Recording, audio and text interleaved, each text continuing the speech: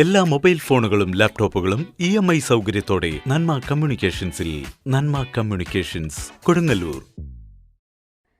രൗദ്രതയുടെ ആഘോഷമായ മീനഭരണിയുടെ വരവറിയിച്ച് കുരുമ്പക്കാവിൽ ചെറുഭരണി കൊടിയേറി.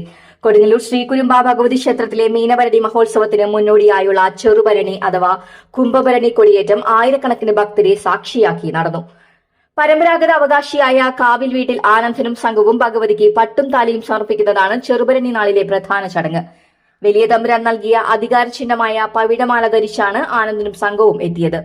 ഇവർ ക്ഷേത്രത്തിന്റെ വടക്കേ നടയിലെത്തിയതോടെ അടികൾമാരും ക്ഷേത്ര ജീവനക്കാരും ഭക്തജനങ്ങളുമടക്കം പ്രദക്ഷിണ വഴിയൊഴിഞ്ഞ് കാത്തുനിന്നു.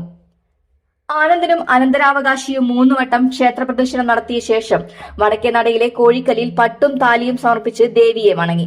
അതോടെ ക്ഷേത്രത്തിലെ ആൽമരങ്ങളിലും പന്തലുകളിലും കൊടിക്കൂറകൾ ഉയർന്നു. മാർച്ച് 31-നാണ് ചരിത്ര പ്രസിദ്ധമായ അശ്വതി കാവ് തീണ്ടൽ. ഭരണി നാളിലെ വെന്നിക്കൊടി നാട്ടലോടെ മീനഭരണി മഹോത്സവം സമാപിക്കും.